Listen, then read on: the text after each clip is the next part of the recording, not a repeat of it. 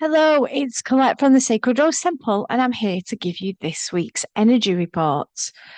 Well, we're in the waning moon, and this is a time always for some release, some reflection, some integration. And it means we're on the descent from the last moon, and it's really time to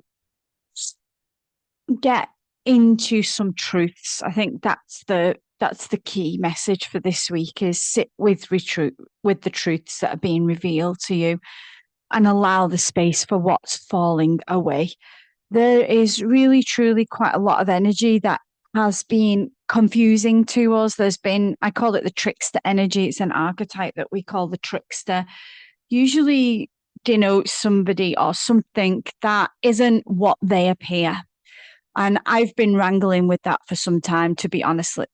And my beautiful SAAJA, which is a university in South Africa that I study with, they have been sharing over the other months just the trickster energy and how this archetype works and performs. And although dealing and wrangling with a trickster energy says one thing, does another, appears one way, but inside is another, is very difficult. It's also very transformative for the person wrangling with the trickster and also to unearth the inner trickster within ourselves to come to a more authentic space within ourselves.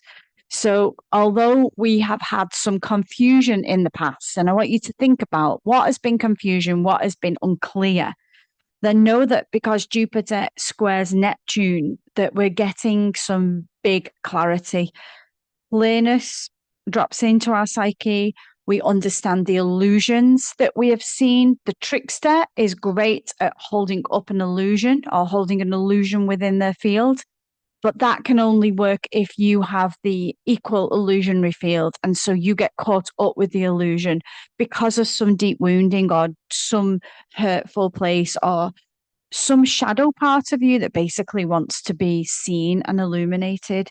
So it's really, truly important to take a sacred pause to literally just spend some time thinking this week what energy I've been caught up with that has been confusing, whereas the trickster energy shown itself in my life. And this allows us now to come into the archetypes that want to be activated this week, which is the hermit, because the hermit likes solitude, stillness, withdrawal, self-reflection, and the shadow worker, which is facing our discomfort, having the courage to embrace what's real and where we were tricked and what allowed us to be tricked. I think this is really important work this week, and it might create a sense of tiredness, emotional heaviness. And it's not to drop into that as something wrong, but to see that that emotional heaviness and that tiredness is a sign that something is completing, something in our psyche wants us to let go because the story no longer aligns with our future. And I think we have to offer ourselves some really deep forgiveness here. This isn't a place to punish yourself. Like, I know that has been difficult for me in the recent months of punishing myself, like seeing some parts of me as naive and being, hoodwinked and how could I do that? And when I felt the wounding in me and the emotional parts of me that was caught up in it, I've been self-compassionate. I've been compassionate to those places and said, it's okay. I understand myself and why I was caught up in that energy. And I hope that you can too come to some sense of self-nurture and care and forgiving. Because actually, when we forgive ourselves, when we drop the armor, when we speak to ourselves truthfully and gently, we also drop illusions about having to be hard, having to be on the ball all the time, perfect, seeing everything and everyone. We all want to say, oh, I'd never do that, or I'd never get involved with that. And then it's just kind of illusionary to believe that we all do at times fall for things that are actually trying to take us on a big soul lesson and emotion.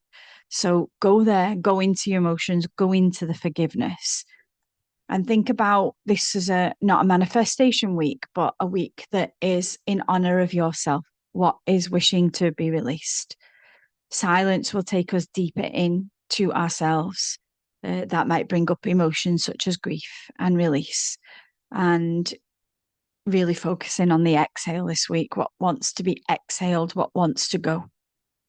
So you are being asked to surrender deeper into the mystery of life, knowing that the trickster has come in and transformed us. It's taken us through a naivety that we once were not sure of that we are now. And yeah, it's really important to know that this is a transformation, and what might come up in this transformation and this movement forward is some fears. So there might be something coming up in our life that asks us to acknowledge the fear of it. So, recently I've been asked to go somewhere, do something, and it kind of brings up fear. So I need to acknowledge that. I need to see what that fear is and how I can really truly see what's underneath that and move beyond it, and coming out of habits that we have got because of fear. It's really difficult to admit your fear. The ego hates it. It's really difficult to admit that you're in habits that you do because you're scared to create new things. So I'd really, really recommend that you try to see what fears you're in, what habits you're in from fear, and know that this week is going to be asking you to surrender more to the mystery, to the unknown. And you're going to be able to fall into that unknown because you've got some wisdom that you've accumulated from what you've just been through. So, yeah, it's kind of like a weaving of many things. But if you listen to this again, this recording, you'll understand that there is a fear that keeps you in a habit that might be relational, it might be in work, it might be in your life in general. And it does not allow you to surrender to the deeper mysteries of life. But you do hold the wisdom to navigate that new territory now because of what you've recently been through. So I hope that makes that very clear, because it's truly quite a soulful insight to be able to grasp what that is and how you can now navigate through to a new place. I think it's definitely a week of psychic composting, and what you're truly getting rid of and transforming will nourish your next beginning. It's not like you're looking back and saying, oh, well, what a stupid space I was in, like how pathetic, or it was all absolutely the ingredients of the compost that's going to allow you to grow. It was necessary. And so for me, feeling the pain that I've been through and the the hardship I'd feel of losing dreams, relationships, and a phase of my life that I've really cherished. I understand that I have a fear of going forward into this new part, and that everything that I've learned about myself, and it's been deep and rich thanks to doing the work there and the psychological explorations, is actually the ingredients that are needed to go and take me on to my next phase. And without that experience, I wouldn't be able to go into this next part. So this week is a little bit like letting the old shed, letting the silence hold you, letting the inner hermit and the shadow worker out of the archetypal bag, and self-reflecting on what ingredients has the recent times, particularly if you've been wrangling with trickster energy, showed you about you. How could you encourage, nurture, love that part of you that went through it, and also realize the wisdom that you gathered from that whole experience.